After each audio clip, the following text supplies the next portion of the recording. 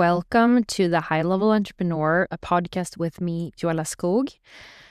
In today's episode, I want to talk about something that comes up again and again and again in conversations with my clients who are super smart, confident people, but they still struggle with this one thing. They may have had success in their business. They sell premium offers. Maybe they're six figures already or multiple six figures even.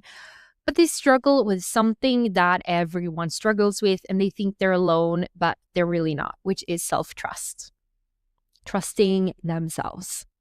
What does it mean to have self-trust? Well, in business as an entrepreneur, having self-trust means that you trust your abilities to create the results that you want to create.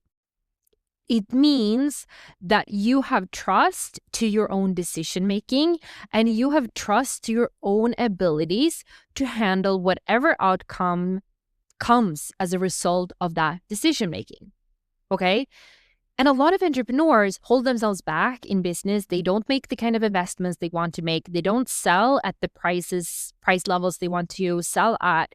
They don't sell the offers they want to sell at or to the clients they want to sell to. And they blame strategy, or they say, but my content isn't there, or my positioning isn't there, or my brand isn't there, or experience, or whatever it is. And that could absolutely be part of it. Absolutely. Especially personal brand and positioning and offers. But the biggest thing is like, okay, but why aren't you there yet? Why? Well, because you don't trust yourself and your ability to create the results that you want. And that's why you haven't invested at the levels that you want to. You haven't really gone for it fully. You haven't gone truly all inside of your business. Right? And a lot of people ask me, how did you build your self-trust? How did you get to the point where you don't get that faced by stuff? How could you invest well over six figures into your own development? How could you, go for selling offers and saying no to things and just believing that that was the right decision without really knowing the outcome? Because a big portion of self-trust means that you don't know the outcome. You don't have the results or the future yet, but you are still making that decision. You're still making that business decision, or you're making that investment or life change, whatever it is, any kind of change or up-leveling we want to make needs to come from a place of choosing to trust yourself. And what really helped me when I started building my self-trust was actually at first trusting that I have the ability to make good decisions. And in order to believe in that, I needed to look at past decisions I had made and see that those decisions were the right one. Okay? So the easiest way to build confidence in anything, and it's like building confidence in having self-trust, is to have a bank, like a literal bank full of proof that you have done that thing before. And sometimes people say, well, I don't have that. Well, truth is, I don't believe that. I don't believe that if you're listening to this right now, you have never made good decisions and you have always fucked up your life. I don't believe in that. That's just not true. So you have to look at the past of your decision making and see, do I tend to make good decisions? And especially when I listen to my intuition, do I make good decisions? And when I look back in the past, I've noticed that when I've listened to my intuition, those have been good decisions to make, right? I've made good decisions. So therefore, I trust myself to continue to make good decisions, right? And then you might be thinking, well, I haven't always made good decisions. I've made some bad investments, bad hires, or sold bad offers, or there's just been something. And to that, I ask you two things. The one thing is, did you actually make an intuitive, right decision at the time? Or did you make a decision that was ego-driven or fear-driven? That is the one thing I ask, really think about that. Because personally, yes, I've made bad decisions as well. But when I look back at overthinking those decisions, I wasn't really fully aligned in it. Like I maybe made a logical decision, but wasn't fully true to me. Like it wasn't the right decision really for me. Like looking back, it's like, why did I go into forcing myself to logically make this decision when there was something in my body saying no? So I can even see a lot of the wrong decisions I made didn't come from an intuitive, true place, but it came from a place that was ego driven or fear driven or trying to control something. The other aspect of it all is you don't need to trust yourself to make a good decision every single time, but you need to trust yourself to have the ability to take care of whatever outcome comes out of making the wrong decision or the right decision, right? Like I trust myself that I can make a bad investment or I can make a bad decision, take on the wrong client, but I trust myself to handle that problem. And this is where we really grow as entrepreneurs because problems are going to be there. If you're trying to make decisions to avoid problems, sorry, but that's just not going to happen. The more you grow as an entrepreneur, the more your business grows, you're going to make bad decisions. You're going to have to put yourself into uncomfortable situations, uncomfortable conversations, and you're going to look back and be like, oh shit, I didn't make a very good decision in hiring that person or working with that person. But do I trust myself to take myself out of that problem, fix that problem? And most importantly, do I trust myself to learn from that mistake? So as fast as I can, so I really make sure I'm not making that decision again when the stakes are much higher. Okay. I mean, looking back, I've made a lot of really good life-changing decisions that have been major decisions that were intuitively driven. And I just knew it was the right thing to do. And that changed my life. That's why I trust my intuition. But I also can see, I mean, just looking at the past 1-2 years, I can also see that I've made business decisions that weren't smart, weren't the right time, or weren't the right person. I see that. Yes. That's normal, okay? That's part of entrepreneurship. But I can also see that, well, I have fixed a lot of those problems. And most importantly, I have truly learned from them. I won't be making those decisions again in that way.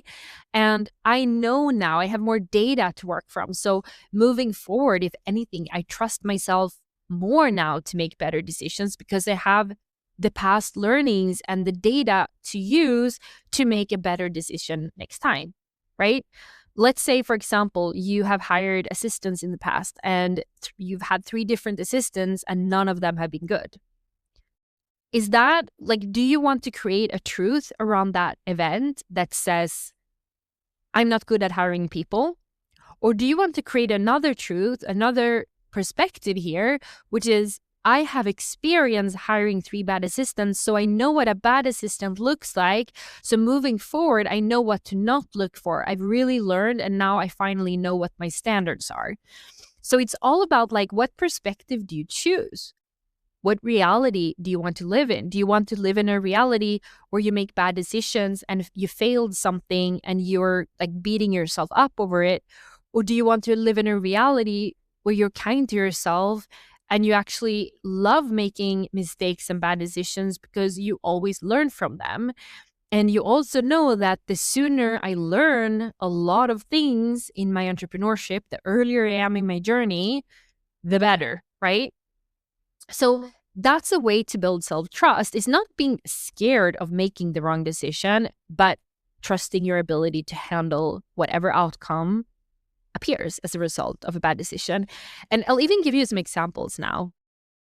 I'm not going to go into the exact details of what this is, but this was like kind of a business partnership I went into. And not only did I realize that this business deal wasn't good for me and wasn't the right move and wasn't the right focus for me. And intuitively, I knew that from the beginning, but I saw the business opportunity so much that I was like, I tried to convince myself logically to do it, even though I did actually, looking back, it didn't feel 100% right. Okay. And then there was another thing that happened as a result of that partnership that made me understand something that just I could never have predicted, and I never would have been able to, see. Like, I can see that the initial decision wasn't the right decision for a variety of reasons, but I can see that there were other repercussions that I never ever could have known. And basically, like, that thing that happened, I could beat myself up over it, and I could say I make bad decisions. I don't trust myself to go into another partnership. Like, I don't want to do that again. Don't trust people. But what it really did for me was, first of all, it reinforced my intuitive decision making. That, well, I actually didn't really listen to my intuition here. I let my ego take over here in this decision. The second thing is, I never could have known the other repercussions of making those decisions, but I can see how I could have protected myself and my business better from the repercussions.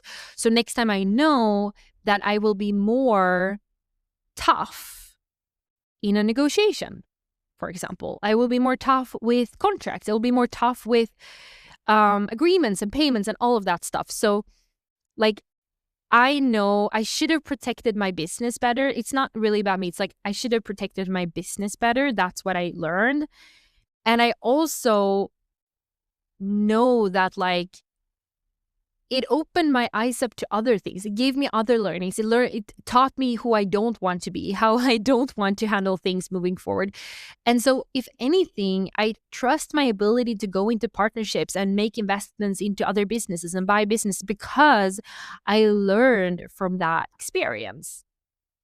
Right? I learned from the process, the legalities. I learned from the mistakes, the betrayals, the everything. Like, I really learned from it. So do I think, oh, I made such a bad decision, I'm a bad entrepreneur? No, absolutely not.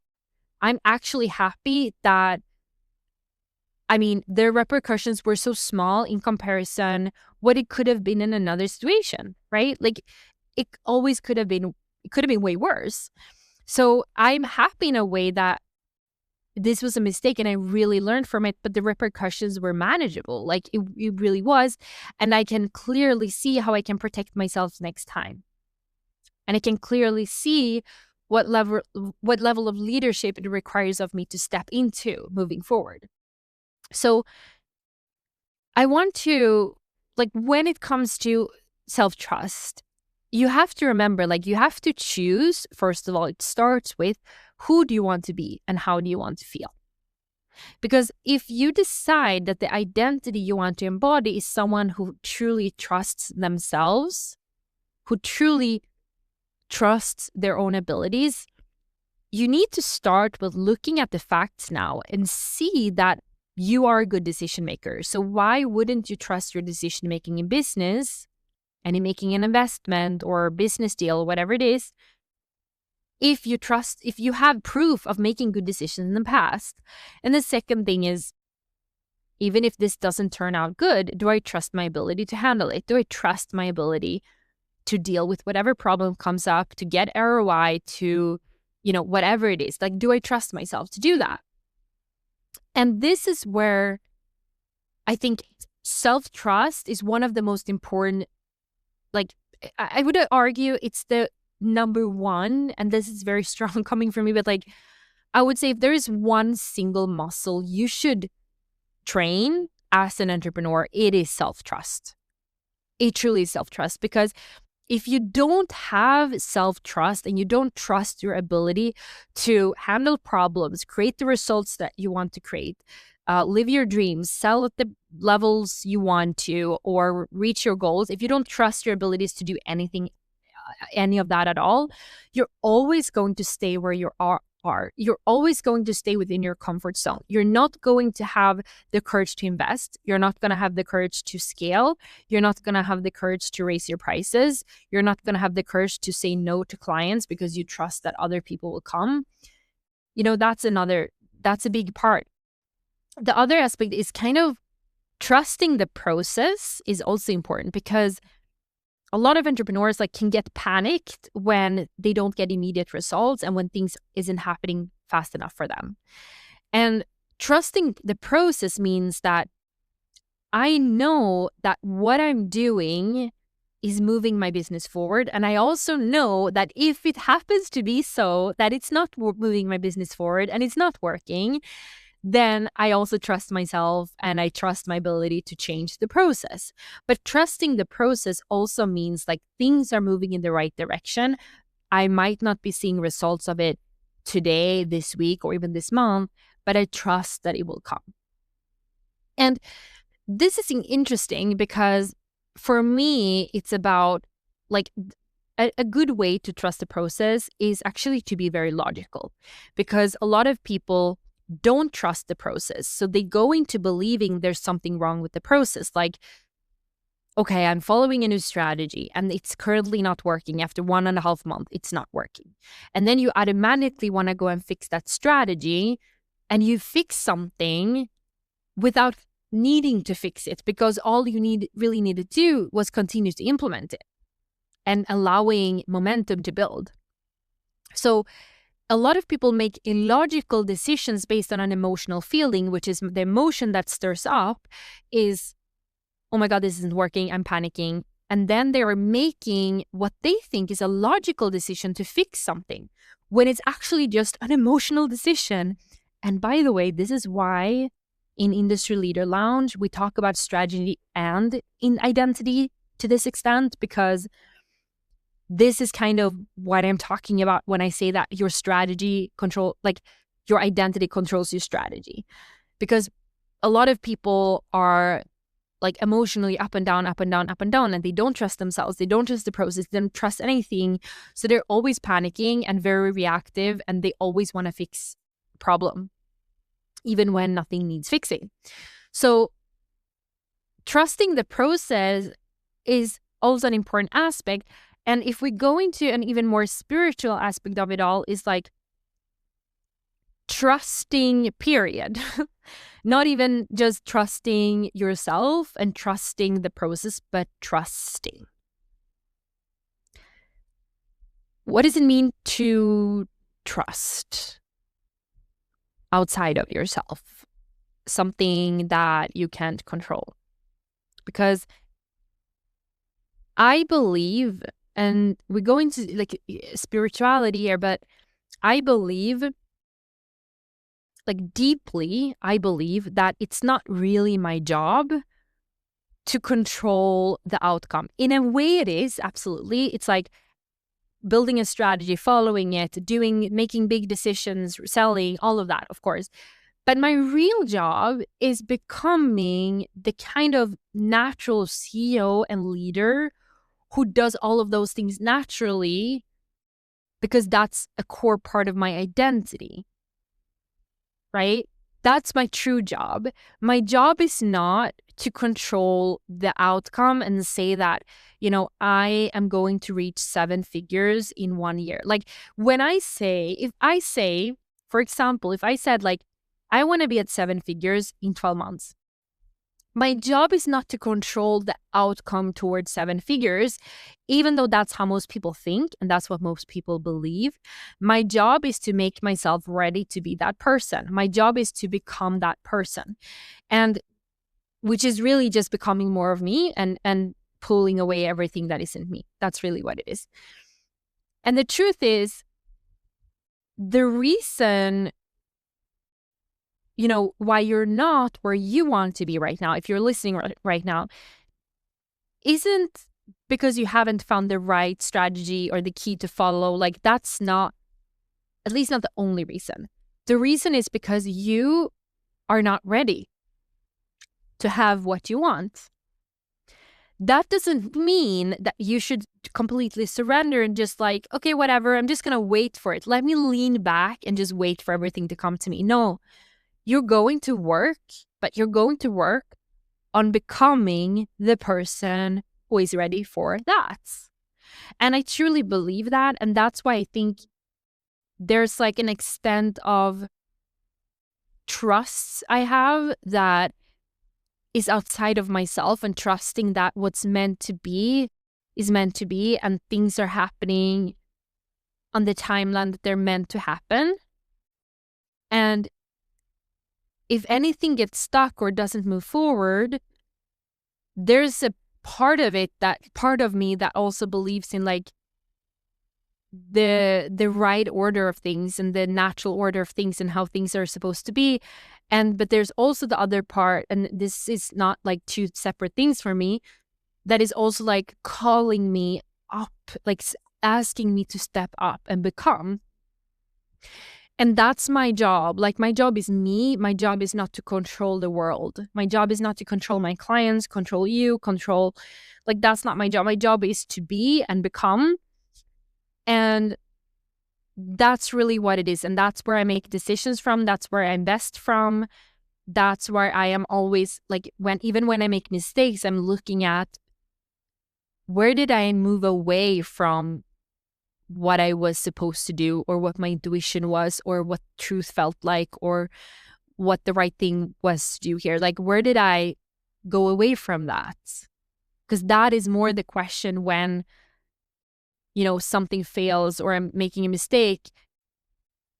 The question is more like, okay, but if something didn't work for me, or, there's something in me here that I need to grow, I need to expand, and maybe there are skills I need to learn as well, but that's also part of the identity aspect of becoming, because you want to naturally be the person who's like, yes, I am going to invest in this. I'm learning. I'm selling. It's easy. I'm posting here. I'm doing this. I'm taking up space here. And that kind of becoming makes it natural for you to follow a strategy that gets you to multiple 6 figures or 7 figures. Do you understand what I mean here? Because if everything was as easy as you just need to understand a key, or you only need like an offer, or, that's not unnecessary. Those are not unimportant things. Those are important things as well. But the biggest aspect of this is, are you ready to become the person who trusts themselves, who can handle problems and any outcomes possible, who trusts the process, who trusts that things are happening as they are supposed to, but also you have a job in life, you have a task in life, and it's not to lean back and do nothing and just manifest from doing nothing. It's from stepping up and showing the world who you are, and creating the opportunities that is a natural match for that level of leadership that you are stepping into. That's at the core of my beliefs and how I think about life and how I lead myself. And it also means that I'm also forgiving to myself, because I don't expect to be done with life or be final with everything. Like, I don't expect myself to be perfect. So I'm also like, okay, I'm still figuring something out. There's something I need to understand here. I'm not moving forward in this area of my life because I'm still moving forward through that. I'm still in the process. But if I'm moving forward in the process, at least I'm moving forward. At least I'm towards the goal. At least I know that I am on my way to becoming who I know that I am, and not just staying in the same place, right? So again, when we come back to self-trust, if I want to leave you here with very, very concrete tasks for you, is to think about, have I made good decisions in the past that have led to positive results and outcomes? And therefore, do I trust myself to moving forward make good decisions? That is one thing. Especially with intuition. Have I made intuitive decisions in the past, and do I trust myself to make intuitive decisions? If you have never used your intuition, can you see examples of where ego has led you to outcomes that haven't felt aligned for you? Where ego has caused you to say yes to clients that just you don't enjoy working with, and now you want to choose something else, right? And do you have examples of making a bad decision, but also you have taken care of that problem? Or an example of working with an underlying client, but that has worked out because you dealt with the problem? That's really what self-trust is, because in the end, what you really need is to build up a bank of confidence in an area in order to build your self-trust. Because, for example, it's difficult to trust your ability to sell if you've never sold. It's difficult to build your self-trust to grow a 7-figure business if you've never built a 7-figure business. It's difficult to build your trust in growing a personal brand if you never built your personal brand, right? But then we have to start with something, because if you want to achieve a result you've never achieved before, you've never been there, like you've never been at the goal, what do you start with? Well, you have to borrow from the past. You have to borrow what you have from the past. Maybe you haven't built a 7-figure business, but you built a multi-6-figure business. Maybe you haven't, sold at these high levels before, but you have sold at other levels that used to feel high in the past. Maybe you haven't networked with these kinds of people, but you have networked in the past and been in these situations and you handle it. Like, borrow from past experiences where you can at least notice, like, I do have these abilities. I do have the ability to get here, so I can probably move forward, right? And this is why, by the way, why we rarely see exponential growth in people's businesses where they double. Usually they grow a little bit every year. And that's because they are becoming slowly more comfortable with new levels, and they are slowly trusting themselves. And that's why the life hack is what if you could trust yourself to achieve something exponential you've never achieved before? And what if you don't even need to trust yourself right now? You just need someone to help you trust. One thing that a lot of my clients, for example, tell me is they borrow their self-trust from me. So even though they had confidence, they had the experience, the clients, they knew that they were going to make a huge jump in their business and they wanted to, but they didn't fully trust themselves with the ability to create that outcome.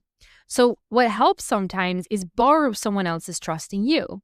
This is why mentors are so valuable and network is so valuable, because when you have a mentor and a network and people further along than you are living that reality, you start to see that possibility for yourself. And when you have a mentor and a network telling you that, well, you should be further along than you are, you could totally grow a multi-6-figure or 7-figure business. You could totally sell 10K, 20K offers. You could definitely work with clients in this kind of capacity.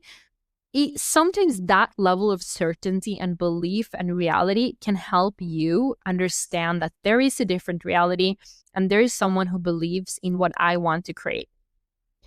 So if you don't have self-trust, and if you do struggle with self-trust, truly surround yourself with people who are further along than you, or at the very least believe in you. Have mentors that are further along than you, or at the very least believe in you. And this is why I love Industry Leader Lounge so much, because in that space, I am literally accepting clients I believe in truly. I only believe in my clients and I know that I can help them. And just before, today I was speaking to a client, I was literally showing her how easily she could grow from $20K per month to $30K per month by actually working less, and how easily she could achieve that. And how easily she could stop spending 50% of her time on boring tasks that she doesn't love and all of her time on genius level tasks.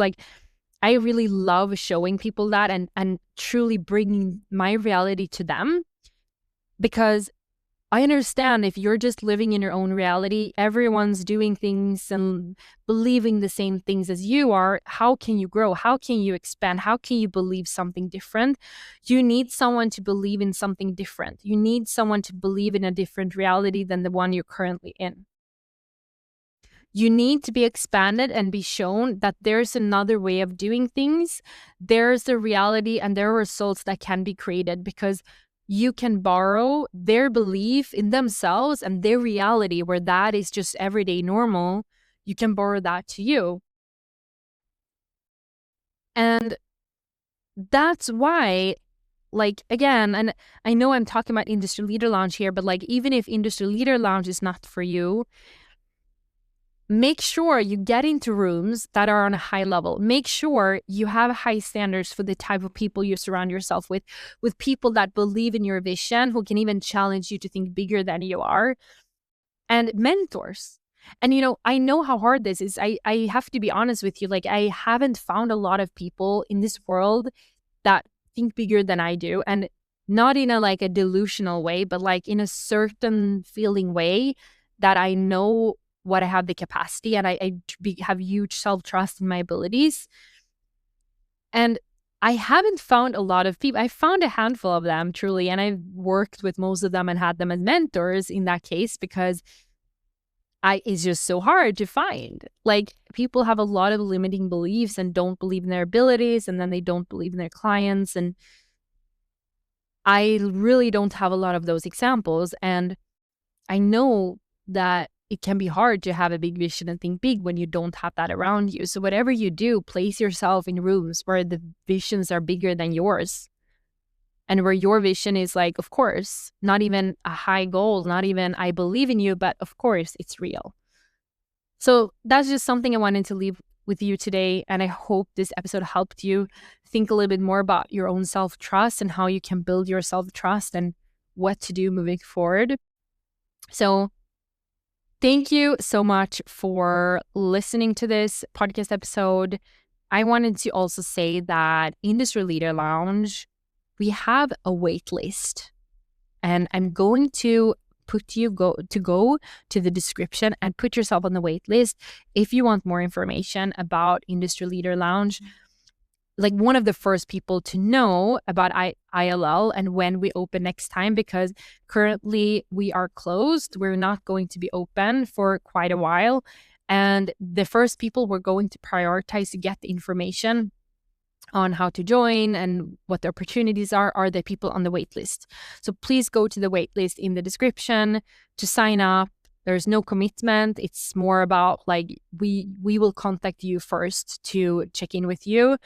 Just want to remind you, it's for 6-figure entrepreneurs, which means your revenue is minimum at $100K per year in US dollars. That is, your coach, consultant, agency owner, expert. You sell your services and expertise, basically. That's who ILL is for. So make sure you put yourself on the wait list if you are in the process of wanting to grow your industry leadership scale through premium offers and premium clients. All right. Thank you so much for listening to this podcast episode, and I'll see you next week.